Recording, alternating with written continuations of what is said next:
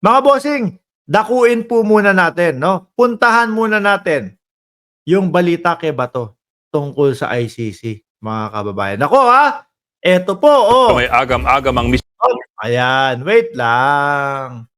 Handang tumestigo sa ICC laban po kay Bato de la Rosa, Bongo, sino pa?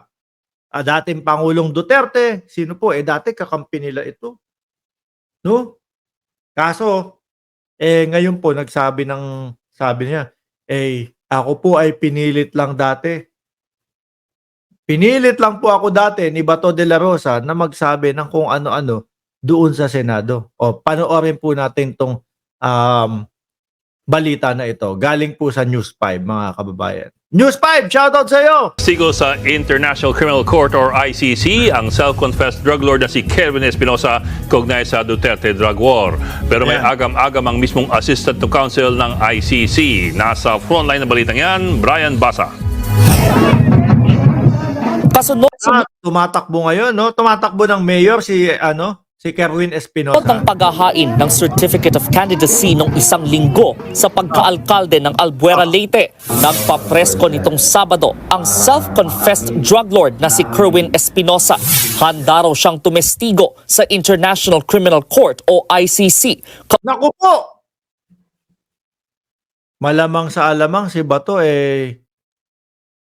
kung ano-ano na. Hoy, wag muna kayo magsilabasan ng ganyan, magpa-file o nag-file na ng mga kandidato pa si Bato. Wag niyong stressin. Wag niyong stressin si Bato. Wag niyong stressin si dating Pangulong Duterte. Pati si Bongo. Baka imbis na mga kandidato yan, baka imbis na makita sa mga kalsada yan, magtago. Puro online na lang, kagaya ni Roque. Yari. Baka tanggapin to ng ICC, mga kababayan. Bilang testigo. Kaugnay ng war on drugs ng nakaraang administrasyong Duterte. Hindi lang 100, 1,000% para makamit namin ang hustisya sa aking ama na binatay sa loob ng kulungan. At Yung ama niya din po kasi, mga kababayan, nategi nung panahon ng laban kontra droga. Kasama po doon sa 30,000 na nategi, mga bossing. Sabi ni Archie Beroya, matindi yan. Benggahin sila ni Kerwin. Hindi malimutan ginawa sa tatay niya. Correct po, malaki ang posibilidad na tanggapin to ng ICC. ginawa nila ng kwento. Anak si Kerwin ni dating Albuera Mayor Rolando Espinosa na napatay sa loob ng kulungan noong 2016 matapos manlaban di umano. Ayun yung mga salita dati ho. Nanlaban. Nanlaban eh. Kaso sa dami daw po ng nanlaban, yung iba hindi na makatotohanan. Sabi ng iba, yung iba sila na lang ayumari dyan. Para wag nang magsalita.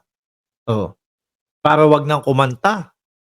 Idinawit noon ni dating Pangulong Rodrigo Duterte ang mag-amang Espinosa sa illegal na droga sa Eastern Visayas. Nakasuhan noon si Kerwin dahil sa illegal drug trade pero naabsuelto. Sa kabila ng alok ni Kerwin na humarap sa ICC, hindi maiwasan ang mga agam-agam.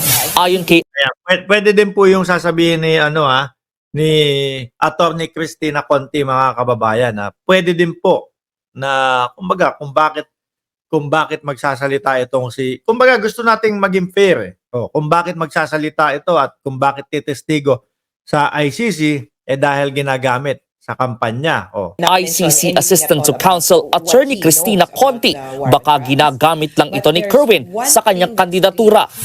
Medyo Pero mas malalim po yung pinaghuhugutan Kasi yung tatay niya na tegi doon sa loob ng kulungan tapos baka pinalabas na nanlaban lang din. Di ba?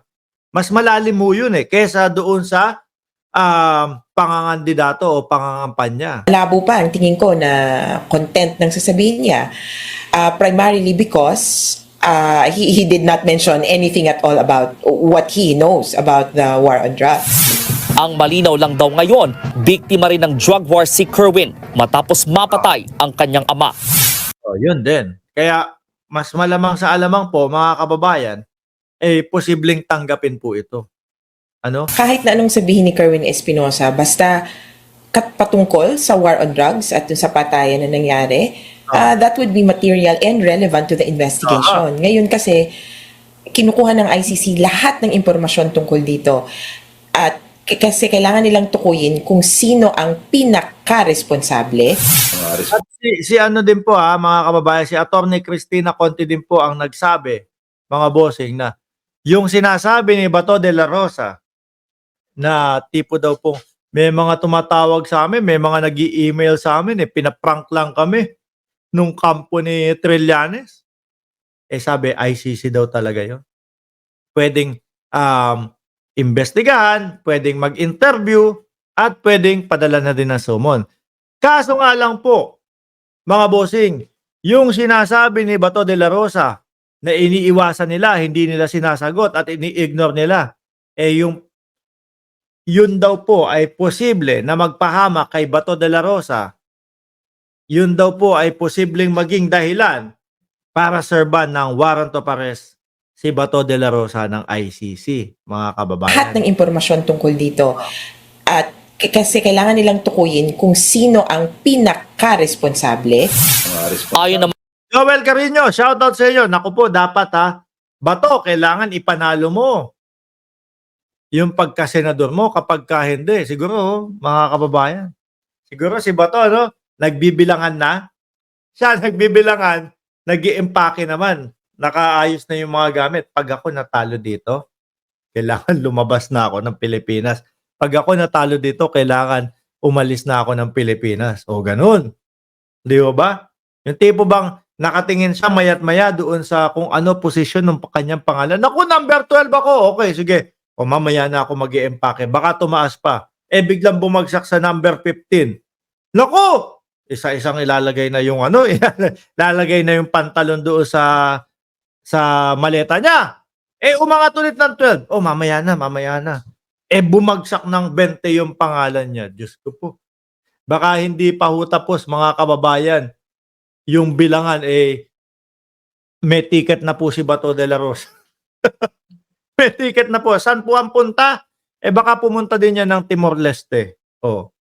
Hindi. Sumablay si dun Nahuli si Tebes dun Baka iba naman ang puntahan. Baka dumiretso na ng China.